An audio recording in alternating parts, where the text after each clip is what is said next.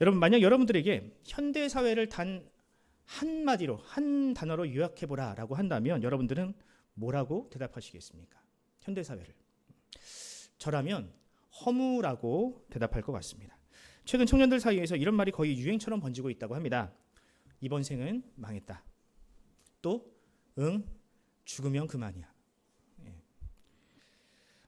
이렇게 삶에 큰 미련이 없는 것처럼 이야기하는 세대를 일컬어 우리는 N포 세대라고 부릅니다. 연애, 결혼, 출산 이렇게 인생의 가장 중요한 숙제들을 포기하고 또 끝내는 희망마저 포기하는 것이 오늘의 청년의 세대라고 합니다. 그럼 이것이 우리나라만의 문제냐 하면 그렇지도 않습니다. 일본에서는 우리가 잃어버린 30년이라고 부르는 굉장히 경제 침체기가 있었지 않습니까? 버블 경제가 터져가지고 그때 그 시대를 통과한 세대를 일컬어 사토리 세대라고 부릅니다. 사토리 세대. 이것을 우리말로 직역을 하면 득도한 세대라고 할 수 있어요. 득도한 세대. 또 중국에서는 요즘 탕핑족이라는 말이 유행하고 있다고 합니다. 그것이 누웠다. 그러니까 드러누운 세대라는 뜻을 가진 이 말은 그러니까 아무리 노력해도 바뀌지 않는 사회를 바라보면서 내가 아무것도 안 하겠다라고 그냥 선언해 버리는 겁니다. 사실 이렇게 아무것도 안 하면 경제가 안 굴러가거든요. 돈도 안 쓰고 소비도 하지 않으면, 돈도 안 벌면 이 나라가 망하는데 우리가 그냥 차라리 나라를 망하게 버리자라고 그렇게 선언해 버렸다고 합니다. 그럼 무엇이 오늘의 청년들로 하여금 이런 허무주의에 빠지게 만들었을까요? 단지 경제적인 문제 때문일까? 아닙니다. 이것은 무신론과 이 계몽주의라는 이것을 거친 인류가 겪어야 하는 필연적인 결과라고 할 수 있습니다. 인류 역사는 아주 오래전부터 권위와 가치를 해체하는 방식으로 역사가 진행되어 왔습니다. 그리고 과학의 발전은 이것을 더 가속화시켰죠. 과거에는 신이 세상을 만들었다라는 생각을 의심하는 사람이 없었습니다. 또 인간이 태어나면 인간에게는 신께서 주어주신 일종의 사명이 있다라고 믿었습니다. 그런데 요즘은 어떻습니까? 이 세상은 우연의 산물이라고 믿습니다. 사람도 역시 우주의 그저 먼지 같은 존재에 불과하다라고 생각을 합니다. 이런 우연의 산물들에게 여러분 무슨 의미라는 것이 있겠습니까? 그 인생에 무슨 가치가 있습니까?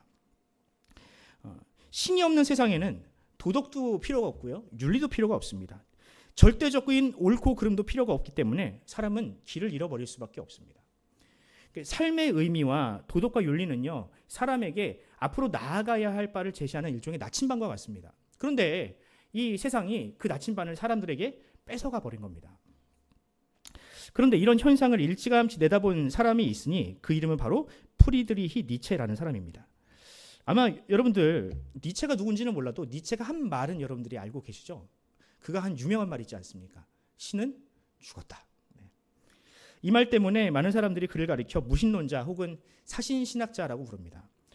물론 니체가 예수를 하나님의 아들로 인정하지는 않았습니다. 무신론자가 맞는데, 그런데 그가 궁극적으로 비판한 게 뭐냐면 예수가 아닙니다. 니체가 비판한 것은 예수가 아니라 신을 잃고 목적과 의미를 동시에 잃어버린 세상을 비판했습니다. 제가 니체가 한 말을 그대로 여러분들에게 들려드리겠습니다. 신은 죽었다. 신은 죽어 있다. 그리고 우리가 그를 죽였다. 살인자 중에 살인자인 우리는 어떻게 안식을 얻을 것인가? 그렇습니다. 니체는 과학과 인류의 발전 또 세속화로 인해서 사람들이 더 이상 신을 믿지 않게 될 것을 내다보면서 그런 인류를 향하여 신을 죽인 사람들이라고 불렀습니다. 그리고 그렇게 신을 잃어버린 세상은 절대로 이전처럼 안식할 수가 없다라고 이야기를 했어요. 저는 요즘 니체가 왜 이런 이야기를 했는지 실감하고 있습니다. 요즘 현대인들은 더 이상 신에게 무언가를 물어보는 사람들이 없습니다. 세대가 아닙니다. 궁금하면 AI한테 물어보면 됩니다. 여러분, AI는 이미 학생들 사이에서 교수보다 더 뛰어난 학자입니다. 또 어쩌면 성도들에게 목사들보다 훨씬 더 유능한 성경 해석자라고 할 수도 있습니다. 상황이 이러한데 어느 누가 예전처럼 학교에서 진리를 탐구하며 교회에 와서 이 영생을 또 복음을 찾으려 하겠습니까? 그럼 이런 허무주의가 단지 21세기를 사는 우리만의 문제인가 하면 그렇지도 않습니다. 성경을 보면 인생의 목적을 잃어버린 사람들, 또 방향을 잃어버린 사람들의 이야기가 곳곳에 기록되어 있습니다.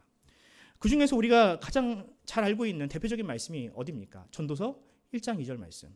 헛되고 전도자가 이르되 헛되고 헛되며 헛되고 헛되니 모든 것이 헛되도다. 또 사사기의 요절이라 할 수 있는 21장 25절을 보면 이런 말씀이 있죠. 그때 이스라엘에 왕이 없으므로 사람이 각기 자기 소견에 옳은 대로 행하였다. 인생의 나침반을 완전히 빼앗겨 버린 겁니다. 그럼 여러분, 하나님은 이런 허무라는 늪에 빠져버린 이 인류를, 사람을 어떻게 구원하실까요? 가만히 두면 저절로 그냥 신도 죽여버리고 삶의 의미도 다 내팽개쳐버리는 이런 사람들을 하나님은 과연 어떻게 구원하실까? 저는 오늘 본문을 통해 여러분들과 그 해답을 좀 찾아보려고 합니다. 과연 이사야를 통해서 예언하신 이 말씀에는 어떤 진리가 담겨 있을까요? 먼저 오늘 본문은 우리에게 이 허물을 깨뜨리는 첫 번째 열쇠로 사랑을 제시합니다. 제가 본문의 앞부분만 다시 읽어드리겠습니다. 9장 6절 앞부분입니다. 이는 한 아기가 우리에게 낳고 한 아들을 우리에게 주신 바 되었는데 라고 기록되어 있습니다. 하나님은 이 세상을 구원할 메시아를 예고하시면서 그를 어떤 전쟁 영웅이라든지 유명한 어떤 정치인, 어떤 권력가, 통치자로 소개하지 않습니다.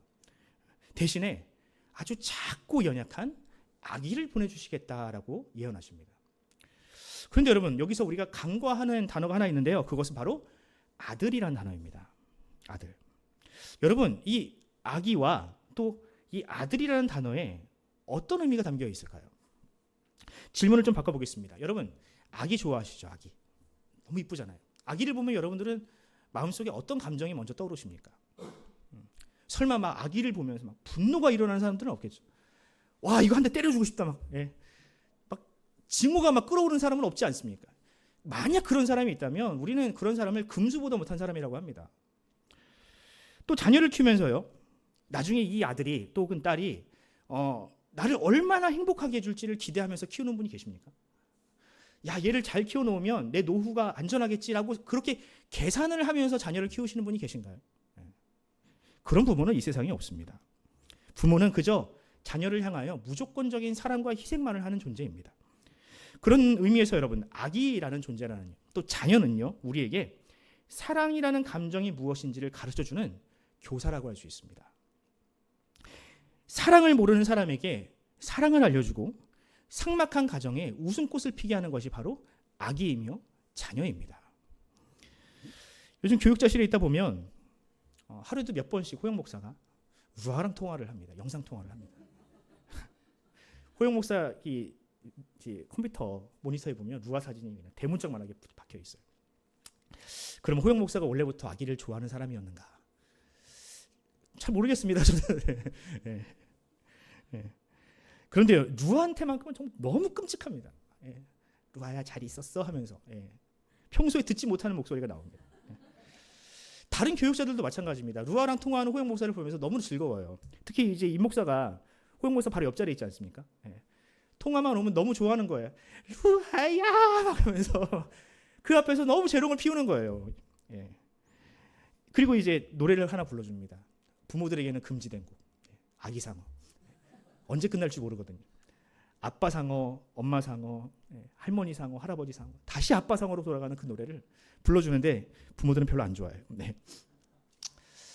여러분, 저도 마찬가지였습니다. 저도 만약에 저에게 자식이 없었다면 지금처럼 막 감정이 풍부하거나 또 혹은 누군가를 막 사랑하는 감정을 저도 가지지 못했을 것 같습니다. 하지만 아빠가 되고 보니까 이게 내 자식만 사랑하게 되는 게 아니라 내 자식이 아니라 다른 아이들도 사랑하게 되더라고요. 저 아이도 누군가에게는 귀한 자식이겠지. 누군가에게는 사랑받는 자녀겠지. 아무리 까불고 말썽을 피워도 그 아이를 용납하는 마음이 제 안에 생겼습니다. 여러분, 이게 바로 아기가 가지고 있는 능력입니다. 보는 이로 하여금 마음의 빗장을 풀어헤치게 하고 사랑을 이끌어내는 힘이 바로 아기에게 있습니다. 하나님께서 자신의 독생자를 아기의 모습으로 이 땅 가운데 보내신 이유는 바로 여기에 있습니다. 하나님은 사랑이 없는 세상에 사랑을 주시기 위해 이 땅에 독생자 예수 그리스도를 보내신 것이 아닙니까? 그리고 그 독생자를 다른 사람의 아들이 아니라 우리의 아들이 되게 하셨습니다. 우리의 아들. 사실 설교 준비하기 전까지 저도 이 말씀을 깊이 묵상한 적이 없었어요. 그래서 이 아들이라는 단어가 눈에 잘 들어오지 않았습니다. 설마 예수가 내 아들일 거다라는 생각을 해본 적은 없다는 거예요. 하나님의 아들이죠. 어디 감히 내 아들이냐. 그런데 오늘 말씀을 곰곰이 묵상하다 보니까 이런 깨달음이 오더라고요. 나는 어쩌면 예수님을 정말로 사랑한 것은 아니었는지도 모르겠다. 하나님은 우리가 예수님을 대할 때 단지 두렵거나 어려운 존재로 대하는 것을 원치 않으셨습니다. 그분은 우리가 십자가를 생각할 때 뭐 예수님이 나 때문에 돌아가셨어라는 부채의식이라든지 어떤 죄책감 이런 것을 우리가 평생 간직하는 것을 원치 않으십니다. 하나님은 우리에게 예수님을 보내시면서 단지 신과 피조물의 관계가 아니라 마치 부모와 자녀 사이의 그런 끈끈한 사랑의 관계로 나아가기를 기대하셨습니다. 그래서 예수님도 이 땅에 오셔서 누누이 자신을 내가 신의 아들이 아니라 사람의 아들, 인자라고 누누이 이야기하신 겁니다. 누가복음 19장 10절입니다. 인자가 온 것은 잃어버린 자를 찾아 구원하려 함이니라. 또 예수님은 이 땅에 오셔서 사람들을 향하여 이렇게 말씀하십니다. 누구든지 하늘에 계신 내 아버지의 뜻대로 하는 자가 내 형제요 자매요 어머니라 하시니라. 예수님은 우리를 피조물이라 부르지 않으시고 너희가 내 형제요 자매라고 말씀을 하십니다. 예수님은 끝까지 자신을 인자라 칭하시며 우리에게 인격적인 사랑을 기대하셨습니다. 당신을 향한 우리의 마음이 그저 신을 대하는 두려운 마음이 아니라 그저 신과 피조물의 관계에서 벗어나지 못할까 봐, 그 관계가 사랑으로 발전하지 못할까 봐 끝까지 자신을 인자라고 칭하신 것입니다.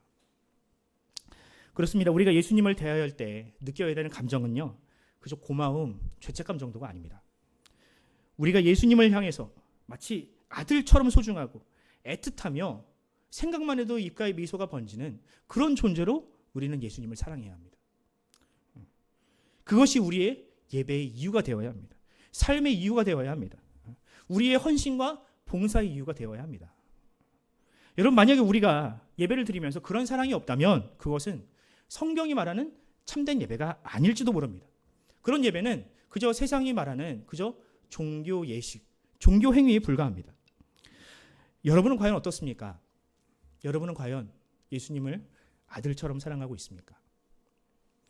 그저 입으로만 하는 사랑이 아니라 자녀를 사랑하는 것처럼 그렇게 인격적으로 예수님을 사랑하고 계십니까? 만약 예수님을 그렇게 사랑한다면 우리의 예배와 삶은 정말 그야말로 완전히 달라질 수 있습니다. 자녀를 위해서라면 그 무엇도 아깝지 않은 것이 부모의 마음 아니겠습니까? 마치 역시 마찬가지로 예수님을 사랑하는 사람에게는요, 재고 계산하는 사랑이 있을 수가 없습니다. 자녀와 보내는 시간 역시 마찬가지죠. 우리가 자녀와 보내는 시간이 얼마나 소중합니까? 마찬가지로 우리 주님을 사랑하고 주님을 예배하고 그분께 찬양하는 시간은요, 더 이상 뭐 일주일에 한 번 마치 의무 방화전을 치르듯이 그렇게 예배를 또 교회를 나올 수가 없는 것입니다. 주님을 사랑하는 사람의 예배는요, 예배당에서만 한정되지 않고 삶의 모든 시간으로 확장이 될 수밖에 없습니다. 또 그 사랑은 가족과 교회라는 울타리에 머무르지 않습니다. 나를 위해서 생명도 값없이 주신 그 예수님을 사랑하면 그 사랑이 나에게로 와서 그 사랑으로 이웃도 내 몸과 같이 사랑하게 됩니다. 여러분, 그런 인생에게 어떻게 허물하는 것이 찾아올 수 있겠습니까? 여러분, 예수님의 사랑에는 끝이 없지 않습니까? 우리의 사랑은 끝이 있을 수 있어요.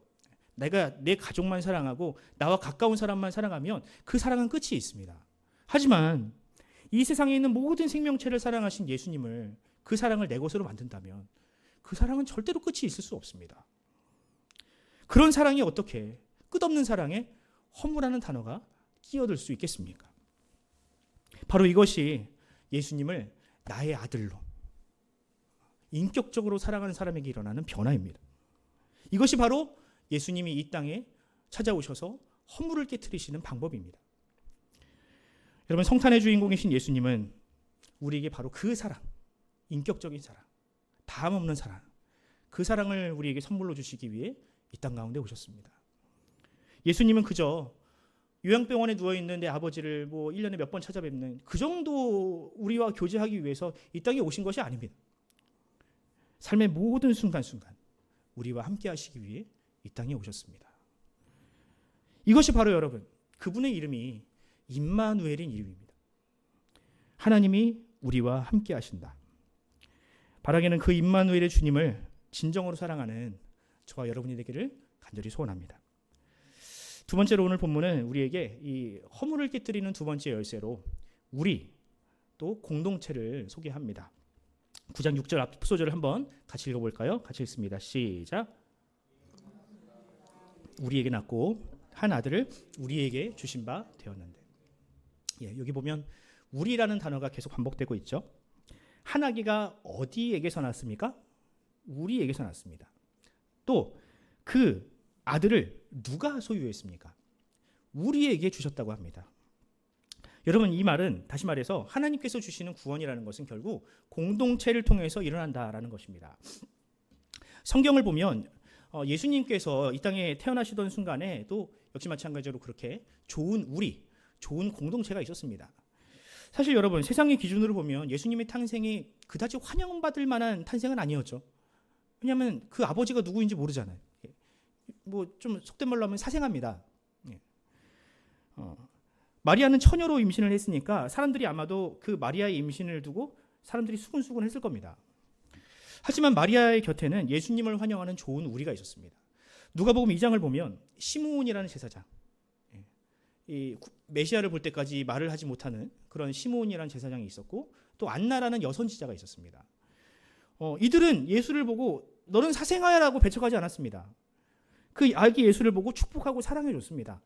시므온이 아기 예수를 보고 이렇게 고백합니다. 누가복음 2장 29절로 30절, 28절로 30절, 29절 제가 읽어드립니다. 시므온이 아기를 안고 하나님을 찬송하여 이르되 주제여 이제는 말씀하신 대로 종을 평안히 놓아 주시도다. 여러분, 무엇보다 여러분들, 예수님의 곁에는 예수님을 위해서 모든 수치를 감당했던 마리아라는 어머니가 있었고요. 또 가족을 지극히 사랑하는 요셉이라는 아버지가 있었습니다. 이 가족 공동체, 예수를 아들로 둔 이 공동체는 이 아기를 구원하기까지 정말 무수한 노력과 어떤 고통을 짊어졌습니다. 수치를 짊어졌습니다. 심지어는 애굽이라는 먼 타국에 가서 이 이민 생활을 기꺼이 감당할 만큼 이 부모는 예수를 사랑했습니다. 그뿐입니까 여러분? 예수님이 탄생하던 순간에도 좋은 공동체가 모여들었습니다. 그 기쁨에 동참하기 위해서 먼 타국에서 왔던 동방의 박사들이 있었고요. 또 그들보다 사회적인 신분은 낮지만 누구보다 먼저 찾아와서 환영한 목자들이 있었습니다. 그러니까 이 우리라는 것은요, 예수 공동체라는 것은 신분의 높고 낮음, 재물의 많고 적음이 의미가 없는 거예요. 예수님을 환영하면 예수님은 그들을 모두 다 환영해 주시는 좋은 우리가 되게 하십니다. 이처럼 하나님은 예수를 한 사람의 개인이 소유하기를 원하지 않으십니다. 예수를 우리 공동체가 소유하기 원하십니다. 바로 그 공동체가 이 세상에 허물을 깨트릴 수 있습니다. 혼자 있는 개인은 쉽게 절망할 수밖에 없지만 우리는 그 좌절에서 서로를 일으켜주는 능력이 있습니다. 초대교회는 이 우리라는 이 공동체의 힘을 이 세상 앞에 보여준 증거를 보여준 사람들입니다. 사도행전 2장을 보면 이런 말씀이 있습니다. 조금 길지만 한번 같이 읽어보죠. 같이 시작. 믿는 사람들이 다 함께 있어 모든 물건을 서로 통용하고 따라 나눠주며 날마다 마음을 같이하여 성전에 모이기를 힘쓰고 집에서 떡을 떼며 기쁨과 순전한 마음으로 음식을 먹고 하나님을 찬미하며 또 온 백성에게 칭송을 받으니 주께서 구원받는 사람을 날마다 더하게 하시니라. 아멘. 이처럼 예수 그리스도를 구심점으로 하는 교회는, 초대교회 공동체는 공동생활을 했습니다. 마치 가족과 같이 네 것 내 것이 없는 그런 가족으로 살았습니다. 저는 이런 모습을 보면서 아프리카 속담 하나가 떠오르더라고요. 한 아이를 키우기 위해서는 온 마을의 노력이 필요하다. 그러니까 이 예수라는 아이를 키우기 위해서, 이 복음을 키우기 위해서 온 마을 사람들, 온 동네, 한 민족이 똘똘 뭉쳐서 그 아들을 키워낸 겁니다. 핍박받던 기독교가 로마의 국교가 된 이유가 바로 여기에 있습니다. 기원후 3세기경 로마에 무서운 전염병이 퍼졌다고 합니다. 그때 모든 사람들이 자기가 살겠다고 가족을 버리고 다 이웃도 버리고 다 도망칠 때 오직 이 참사의 현장, 정말 절망의 현장에 남아서 이웃과 가족을 돌본 사람들이 있으니 그들이 바로 기독교인들입니다. 그들은 아픈 자들을 끝까지 간호하며 함께 그 고통을 짊어졌다고 합니다. 심지어는 생판 모르는 남을 위해서 간호를 하다가 나의 목숨을 잃어버리는 일이 있어도 그들은 끝까지 그 일을 감당했다고 합니다. 결국 이를 지켜본 사람들이 그 모습에 큰 충격을 받고 복음이란 이런 것이구나. 나도 그리스도인이 되겠다라며 복음을 받아들였다고 합니다.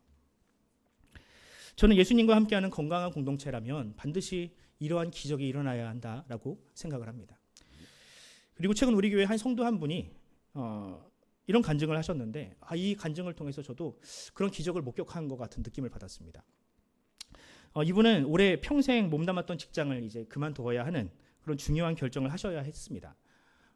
인생의 큰 위기라면 위기일 수 있고 또 어쩌면 허무함을 정말 극도로 느낄 수 있는 그런 순간이었을 텐데 이분이 그런 간증을 하시더라고요. 내가 이 위기를 이 찬양팀에 소속되어서 내가 잘 극복할 수 있었다고. 비록 내가 찬양을 잘 부르지 못하지만 모두가 다 평균치니까 거기서는 다 거기서는 다 못 부르니까 내가 너무 즐거웠다고 그 순간이. 그래서 1년을 잘 견딜 수 있었다고 간증을 하시더라고요. 저는 이 간증을 들으면서 이게 바로 예수 믿는 공동체의 힘이구나. 하나님께서 우리에게 교회를 주신 이유와 목적이 바로 여기 있었구나라고 그런 교훈을 다시금 새기게 되었습니다. 그런 의미에서 여러분들, 저는 교회는 이 세상의 희망이라는 말을 놓치고 싶지가 않습니다. 세상은 이미 극단적인 개인주의와 또한 경쟁에 매몰되어서 내 옆에 있는 사람이 죽어나가도 모르는 세상이 되어버렸습니다. 그런데 이런 세상 가운데에서 서로를 위해서 기도하고 눈물을 흘려주는 교회는 정말로 세상에 줄 수 없는 이 삶의 의미와 기쁨을 주는 공동체가 아니겠습니까? 여러분, 그 목적과 그 의미를 주시는 분이 과연 누구입니까? 바로 두세 사람이 내 이름으로 모인 곳에는 내가 너희와 함께하겠다고 약속하신 그 예수님이 아니겠습니까? 여러분, 여러분의 가정에는 이 아기 예수님이 계십니까? 예수님으로 인하여 기쁨을 얻고 예수님 때문에 형제와 자매를 사랑하고 계십니까? 예수님 때문에 인생의 의미를 발견하고 그 의미를 다른 사람들에게도 전하고 계십니까? 바라기는 이 허무가 짙어진 이 시대 속에서 우리 그리스도인들이, 우리 교회가 이 세상 앞에 해답이 되기를 바랍니다. 예수 그리스도와 한 몸 된 우리를 통해서 쓰러진 자가 일어섬을 얻고 길을 잃어버린 자들이 목적과 의미를 다시 발견하는, 예배하고 찬양하고 기도하는 가운데 그 소망과 위로가 우리 공동체를 가득 에워싸기를, 우리 주변에 흘러가기를 간절히 소원합니다. 마지막으로 오늘 본문은 허물을 깨트리는 세 번째 열쇠로 성육신 또 낮아짐이라는 열쇠를 우리에게 보여줍니다. 6절 후반절을 한번 같이 읽어보죠. 같이 읽습니다. 시작. 그의 어깨에는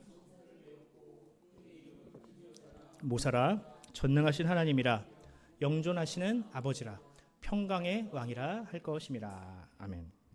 여기 보면 그 한 아기에게 붙여질 놀라운 이름들이 나열되어 있습니다.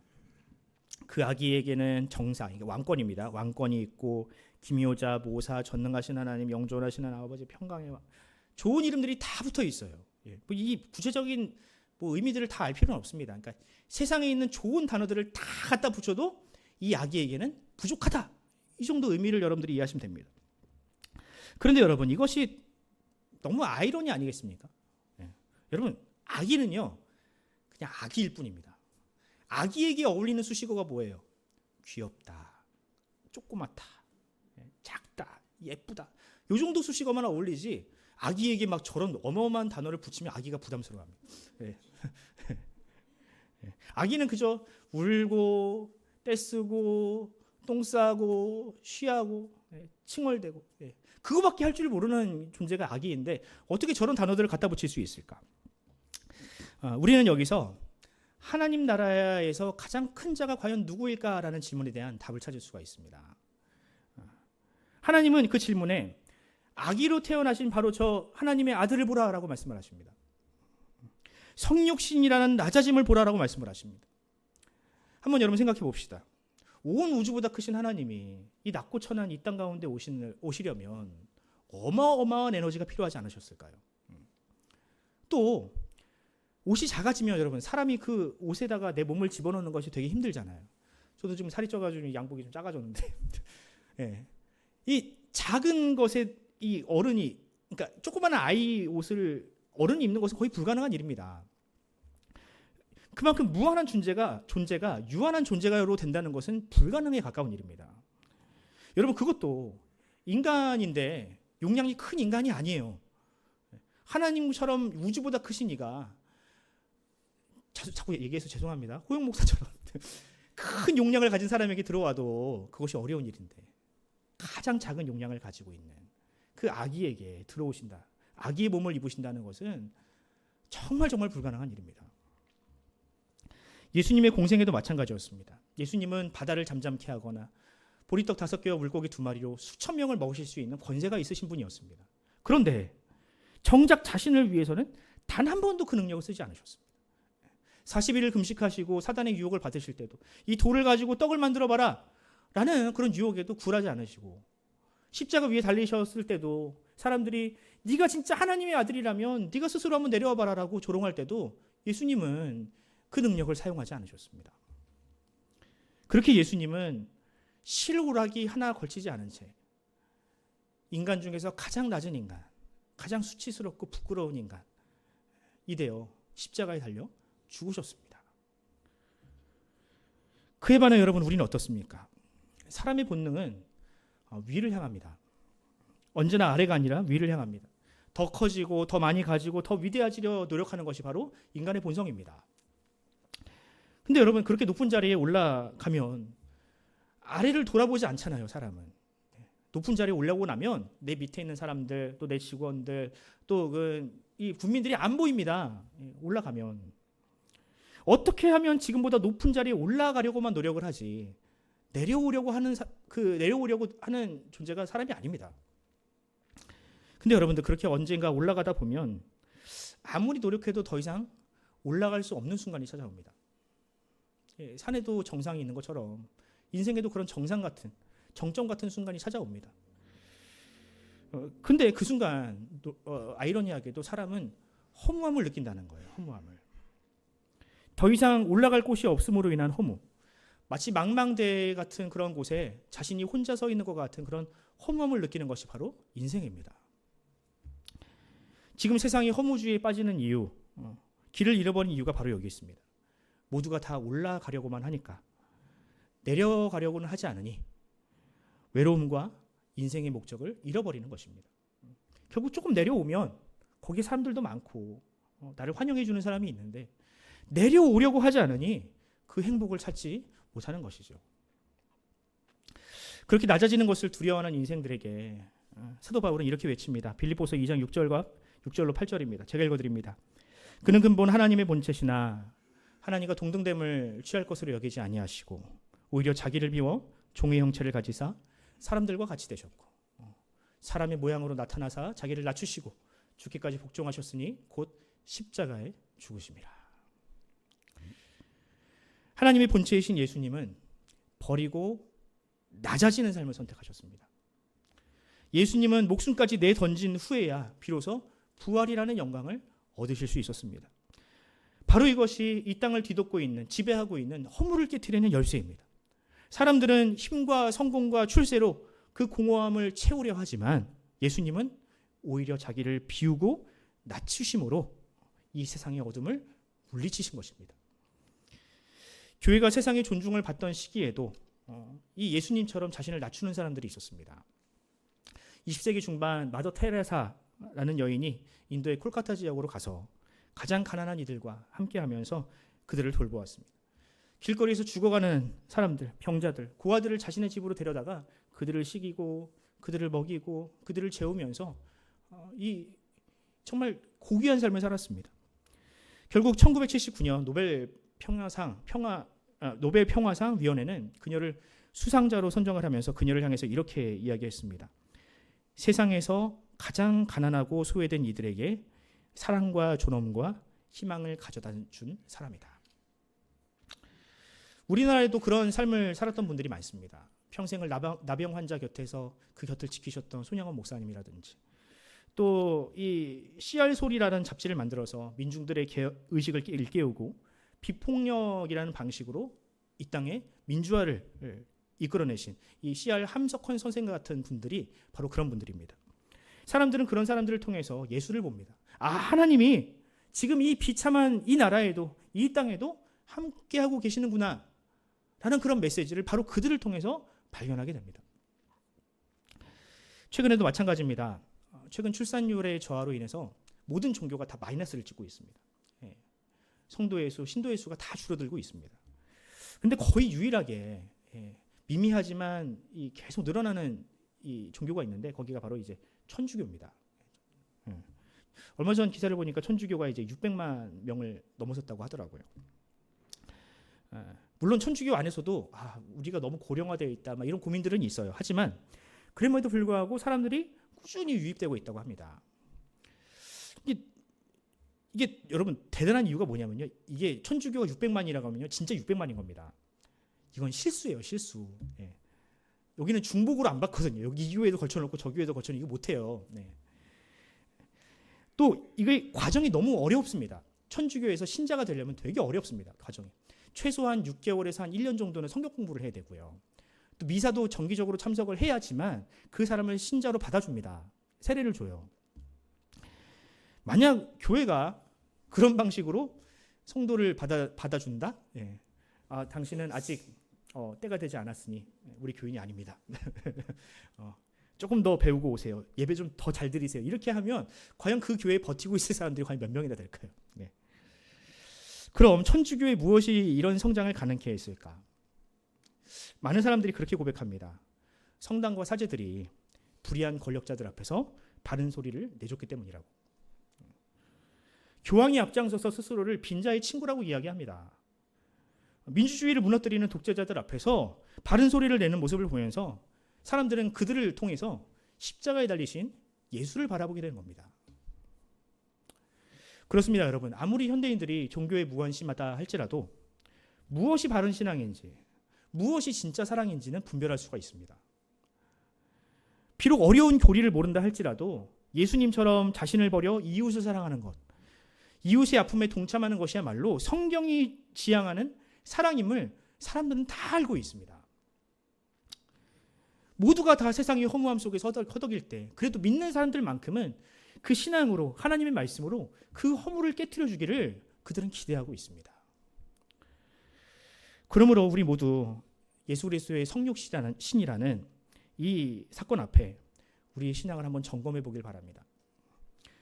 누구든지 크고 자는 자는 남을 섬기는 자가 되어야 한다 라고 말씀하신 예수님처럼 우리는 과연 얼마나 이 말씀 앞에 순종했는지를 한번 돌아봅시다. 바라기는 얼마 남지 않은 올 한 해 아기 예수가 그저 성경 속에서나 계시는 전설 같은 존재가 아니라 지금도 나를 통해 역사하시는 살아계신 하나님이라는 사실을 이 땅 가운데 보여줄 수 있는 저와 여러분이 되기를 간절히 소원합니다. 말씀 읽겠습니다. 앞서 저는 현대인들을 사로잡고 있는 이 허무라는 정서를 미리 예측한 사람이 니체다라고 말씀을 드렸어요. 그럼 니체가 이 허무를 극복하는 방법도 좀 제시하지 않았을까라는 생각을 해보았습니다. 그리고 연구해보니 니체 역시 마찬가지로 이 허무를 극복하는 나름대로의 방법을 제시했더라고요. 그 해결책으로 니체는 모든 사람들이 위버맨시가 되어야 한다. 이게 우리말로 하면 초인입니다. 초인. 여기서 말하는 초인은 뭐 슈퍼맨이라든지 뭐 아이언맨처럼 뭐 대단한 힘을 가진 사람이 아니에요. 니체가 말하는 초인은 기존의 질서, 그러니까 이 세상을 허무하게 만드는 기존의 질서를 때려 부시고 오직 자신만을 위해서 자신만의 행복을 위한 일종의 가치, 자신만의 가치를 만들어야 한다라고 제안을 합니다. 그러니까 그렇게 하는 사람들이 초인이라는 거예요. 그러니까 요즘 말로 하면 소소하지만 확실히 행복할 수 있는 방법, 일종의 소확행, 그것을 찾는 사람이야말로 초인이라는 거죠. 그런데요, 놀라운 사실은 현대인들이 이미 그런 초인의 삶을 지향하고 있다라는 겁니다. 니체도 모르고 뭐 위먼 씨도 모르고 하지만 자신만의 방법으로 본능적으로 행복해지려고 그런 방법들을 추구하고 있다라는 겁니다. 특히 요즘 젊은이들이 그렇게 살고 있습니다. 그들은 어른들이 짜놓은 일종의 그런 성공 공식을 따르려 하지 않습니다.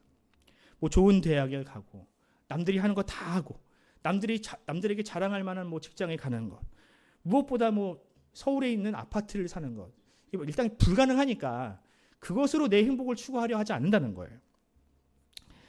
대신에 그들은 뭐 카페제이처럼 맛있는 말차집을 찾아서 거기서 맛있는 말차를 먹고 그것으로 내 인생의 행복을 찾고 있다는 거예요. 나 혼자서는 너무 미미해서 누군가를 도울 수 없지만 어떤 단체라든지 어떤 그런 이웃을 돕는 그런 기부를 통해서 내 인생의 목적, 의미를 찾고 있다라고 합니다. 그런데 여러분들, 저도 그렇게 살았거든요. 그런데 나이를 먹으면 다 똑같아지더라고요. 예. 아무리 그렇게 열심히 의미를 찾으려 살려 해도 주변에서 다 그렇게 사니까 나도 그렇게 살아야 되는 거 아닌가 하면서 그냥 쓸려가는 것이 인생이더랍니다. 아무리 초인으로 살고 싶어 해도 내 안에 있는 죄와 또한 욕심으로부터 사람은 자유로울 수가 없다라는 겁니다. 하지만 성경은 우리에게 더 나은 길을 제시합니다. 니체가 말하는 초인이라든지 현대인들이 말하는 어떤 그런 행복 추구가 아니라 우리 하나님은 우리에게 보다 더 나은 길, 보다 더 완전한 길을 우리에게 제시합니다. 그것은 바로 예수님을 믿는 믿음으로 완전히 새로운 사람이 되는 것입니다. 에베소서 4장 22절과 24절까지 한번 한 목소리를 같이 읽어볼까요? 같이 읽습니다. 시작. 너희는 유혹의 욕심을 따라 오직 너희의 심령이 새롭게 되어 하나님을 따라 의와 진리의 거룩함으로 지으심을 받은 새 사람을 입으라. 아멘. 그렇습니다. 사람은 아무리 노력해도 아무리 의지를 가지고 선을 행하려 해도 죄와 죽음을 넘어설 수는 없습니다. 하지만 우리 주님은 우리에게 그 죄와 죽음 그리고 허물을 넘어서는 초월의 길을 보여주셨습니다. 뿐만 아니라 우리 안에 예수의 영, 성령님을 주심으로 우리에게 이전에 없던 그 사랑과 겸손이라는 성품을 우리에게 부어주셨습니다. 여러분 이 사실을 믿으십니까? 무엇보다 우리 주님은 우리에게 교회라는 공동체, 세상에는 없는 교회라는 공동체를 선물로 주심으로 우리로 하여금 이 땅 가운데에서 새로운 삶을 시도하게끔 하셨습니다. 여러분 바로 이것이 아기 예수님이 이 땅 가운데 오신 이유입니다. 사랑과 겸손과 공동체, 이것만 있으면 우리가 절대로 허무에 굴복하지 않을 수 있기에 아기 예수님은 이것들을 우리에게 선물로 주셨습니다. 안타까운 것은 이 땅의 교회가 이 선물들을 잃어버리고 있다는 사실입니다.